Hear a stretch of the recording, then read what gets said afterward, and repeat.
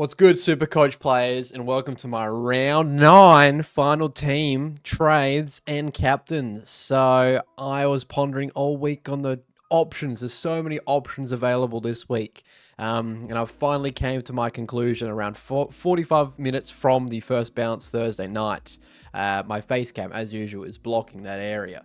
But I have come to the conclusion that I want to bolster up my forwards and defense over my midfield. Even though there's a midfield prospect that I am really eyeing off at this stage, I'm going to give a few blokes another week to show me what they're made of. And then potentially we're going to jump on old mate, and I'll explain who that is in just a moment's time after I explain my already chosen choices. So I did want to wait for the teams to come out, and there was a real surprise omission to myself personally as a Port supporter.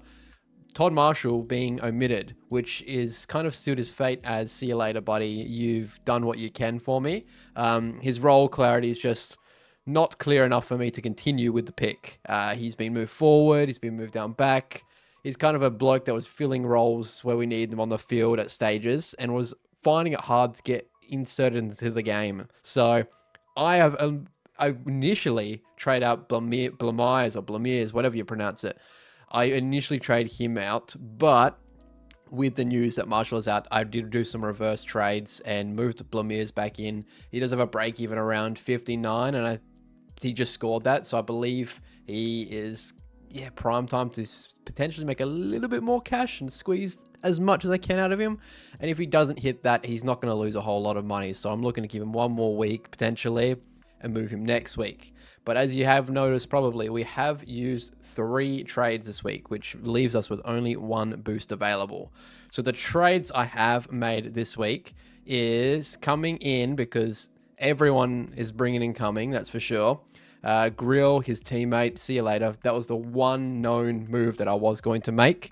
McKenna for Barry, I'm still a bit eerie on. I needed the money from Barry. Barry made quite an amount for myself, and his break-even's around what he scored now, around that 55 region, and I'm just not super confident that he can make that, especially going against the Bulldogs. So I'm moving him on for Connor McKenna, who is a premiership player. He's quite cheap, but I don't know if he holds his spot because there's a lot of injuries at the moment.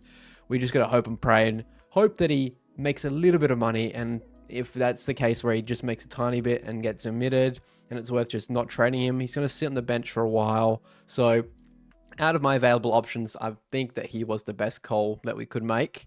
And then the big trade for the week, we had Todd Marshall was literally Blamiers for KOZZY Pickett. I think he's must have for the forward line. His role is just he's moving into his role as he should last year. He's just looking brilliant. He's going to be top 3 forwards for the rest of the year, my personal opinion.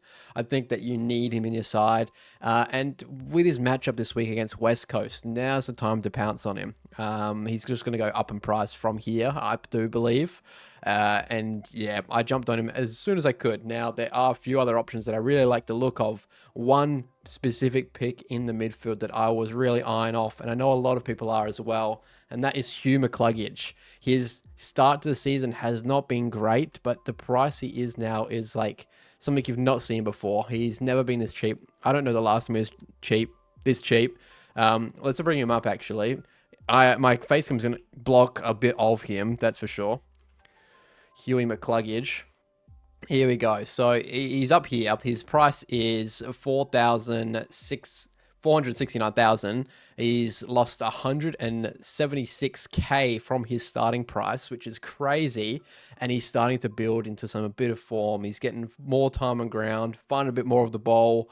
And his last 2 scores have been the 85 and 99. So I think he's building, and we know what he's capable of. He was one of the top midfielders for the last year in Supercoach last year. So I really wanted him so bad, but I'm just looking to potentially hold off one more week. Potentially we can make some moves. I'm looking to see what Jagger Smith puts out this week. I'm looking to see what Bruin puts out this week. Bruin was really on the chopping block, and Jagger Smith was as well, especially that Hewitt is back in the side now. So I'm giving Jagger one more week, giving Bruin potentially one more week. If he puts out another score like this, you see you later, son. and Hugh McCluggage is going to be brought in. His break even is 98, which means if he scores 120, he is going to rise in value. But I think he's right at that mark where he's just on the cusp that we're not going to have to pay up too much more than what we would by letting Jagger and Bruin have one more week at it. Other blokes that were on the chopping block were Flanders, who I'm looking to just persist with until Dubai's. And Farrow for sure. I was looking to potentially Cull, but his matchup coming up is on the nicer side of things. So I'm looking to potentially hold him for the time being and ride the wave with him. Myers, I was moving. I just need the money, but he's staying one more week. I think he's just on the cusp of making some money. Jax is not playing, I don't believe. I haven't looked at the team sheets for Bulldogs yet, but he was admitted, didn't play. I'm going to potentially try and use him as a loop because I still think he has some more money to make. And all we can really hope for is some potential injuries for him to come back in the side. Not that we don't want injuries wished on people. Anderson, there's nothing you can do. You're locked. You're not training for that. And we've got Reshko coming to make us a little bit more money. I'm so keen on coming, potentially being on field. But yeah, he should make a ton of cash. Schoenberg did get dropped, so that is a looping opportunity for us this week. He is versing Melbourne, so yeah, it's an easy loop for if Jackson goes big, which I was going to go into my captain picks in a short moment. And McKenna, 45, it's okay. I'm not looking for big scores from him, just looking for a slow increase. But we are quite down forward. We are very thin on the bench, so if something goes wrong, McKenna is going to be the one to back up our score, so... we'll see how it goes. Hopefully we can get one of a Rechko coming or Jax, whoever, or Murdoch, forward status. I'm hoping for some forward status so we can adjust some things.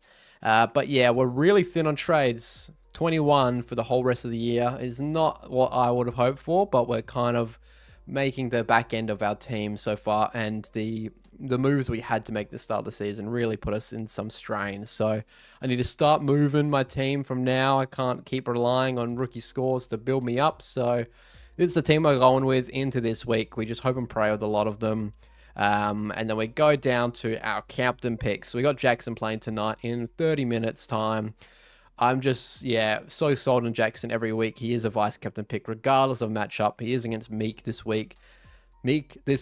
Hilarious. But I don't think it's going to affect his score too much. So I was initially trying to potentially look at the matchups, and there's nothing I really like. So I was thinking even Clayton Oliver against Essendon at NG, but I don't want to go there because I don't think his ceiling is as high as it used to be, whereas Jackson, I know his ceiling is higher because he's had back-to-back 140s. So looking to set and forget with Jackson, and if it goes wrong, we are going with KOZZY Pickett, my new upgrade, playing West Coast at Marvel Stadium. I think he could go absolutely massive. So if I'm not happy with Jackson, I think I'm comfortable with Pickett, and that's the team we're going to roll into this week. So yeah, big changes. Really running low on trades and not a whole lot of money left on the bench. We might have to see how this week goes, assess our options, and make some money moves next week for potential buy round planning, because at this stage we're looking real thin on trades. It's only round 9. We've used more than half of the trades we have started with, or not. I think it was either 45 or 40, but if it was 45, we're in dire. We are not looking good. So that's the trades. I'm not making a mistake by trading so much this quick. I had no other choice early on, so we've got to do what we've got to do and salvage the year. But thank you so much for hanging out once again and your support. Good luck to you this week, and hopefully we are rising in the ranks from now on. Peace out, everyone.